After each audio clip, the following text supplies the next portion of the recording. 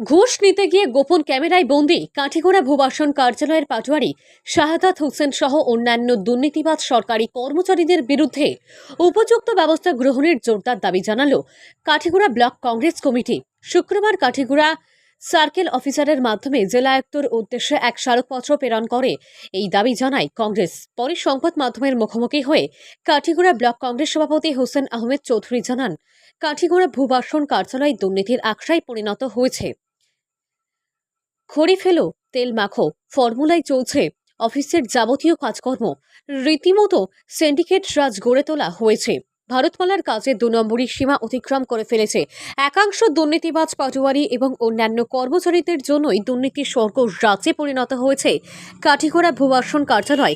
এতে সীমাহীন হয়রানির শিকার হচ্ছেন এলাকার ভুক্তভোগী জনগণ। অভিযুক্ত পাটোয়ারি শাহাদাত হোসেন সহ কার্যালয়ে যারা টাকা ছাড়া কাজ করেন না তাদের বিরুদ্ধে ব্যবস্থা নেওয়ার জোরালো দাবি জানিয়েছেন তিনি।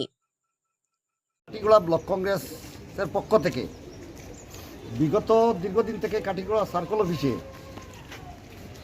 সহকারী ভূবাসন আধিকারিক কার্যালয়ে জমির নামজারি তথা বিভিন্ন ধরনের সার্টিফিকেটের জন্য একটা সিন্ডিকেট রাজ চলছে, যার কারণে আমরা বিগত 19 জুলাই তারিখে একটা মেমোরেন্ডাম দিয়েছিলাম যে কাঠিগড়া সার্কেল অফিসে সিন্ডিকেট রাজ চলে এবং পয়সা ছাড়া কোনো কাজ, টাকার লেনদেন ছাড়া কোনো ধরনের সরকারি কাজ আদায় করা সম্ভব নয়। সেই মেমোরেন্ডাম দেওয়ার 1 সপ্তাহ হতে না হতেই গতকাল সোশ্যাল মিডিয়ায় দেখা গেছে জনৈক পাটোয়ারি পরিষ্কার টাকার লেনদেন দেখা গেছে। সেটা আমাদের মেমোরেন্ডামের যে দাবি তুলেছিলাম সেটা সত্যতা গতকাল প্রমাণিত হয়েছে।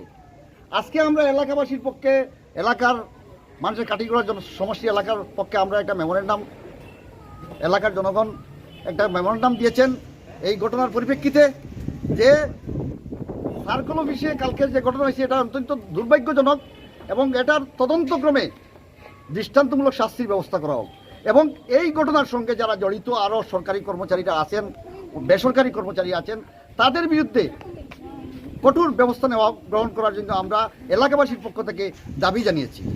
আমি একটা জিনিস আপনাদের মাধ্যমে মাননীয় আসামের মুখ্যমন্ত্রীকে দৃষ্টি আকর্ষণ করতে চাই। আসামের মাননীয় মুখ্যমন্ত্রী মহাশয়, আপনার অভিলাষী প্রকল্প মিশন বসুন্ধরা আপনি প্রকাশ করিয়েছিলেন বা কুড়িয়েছিলেন যে মানুষের জনগণের ভূমির সমস্যা সমাধান করে দেবেন, কিন্তু বাস্তবে একটি পয়সারও জনগণের লাভ হয়নি। শুধু সরকারে কিছু রেভিনিউ, মোটা অঙ্কের রেভিনিউ কালেকশন ছাড়া জনগণের কোনো ফায়দা হয়নি। তাই আজকে জমির যেসব অব্যবস্থা ছিল সব বাস্তবে রয়ে গেছে।